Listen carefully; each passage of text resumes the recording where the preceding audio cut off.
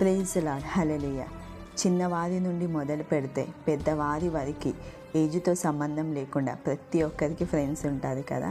అయితే ఈరోజు మనం బైబిల్లో నుండి 2 టైప్స్ ఆఫ్ ఫ్రెండ్షిప్ని మనం చూసుకుందాం. మొదటిగా వచ్చేసి షడ్రక్, మెషక్, అబేద్నగో. వాళ్ళది ఎంత గొప్ప ఫ్రెండ్షిప్ అంటే, రాజు నెబుకద్నెజర్ అంట అన్య దేవతలకి మొక్క అంటే వాళ్ళు మొక్కకపోతే అంటే రాజు వాళ్ళని అగ్నిగుండంలో పడివేయడం మనం బైబిల్లో చూసుకుంటాం కదా.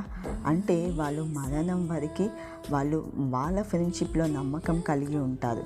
ఫ్రెండ్షిప్లోనే కాదు, వాళ్ళు దేవుడు అంటే నమ్మకం, విశ్వాసం, భయభక్తులు కూడా కలిగి ఉండడం మనం బైబిల్లో చూసుకుంటాం కదా. రెండోదిగా మనం చూసుకున్నట్లయితే యోబు, అతని స్నేహితులు.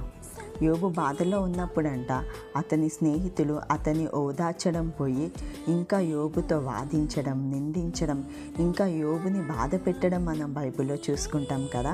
అయితే ఈరోజు మీరు ఎలాంటి ఫ్రెండ్షిప్ని కలిగి ఉన్నారు? షడ్రక్, మెషక్, అబేద్నగో వలె మీ బాధలో కూడా మీకు తోడు ఉండే ఫ్రెండ్స్ని కలిగి ఉన్నారా? లేకపోతే యోబు అతని స్నేహితుల వలె మీ బాధలో మిమ్మల్ని ఇంకా బాధపరిచే ఫ్రెండ్స్ని కలిగి ఉన్నారా? అయితే ఈ లోకంలో ఎంతమంది ఉన్నా కూడా నిజమైన ఫ్రెండ్ ఎవరంటే మన ప్రభు అయిన యేసుక్రీస్తు వారు. సామెతలు 17:17లో దేవుని వాక్యం ఏమని సెలవిస్తుందంటే, నిజమైన స్నేహితుడంట విడవక ప్రేమించును. Amen. Happy friendship day to all.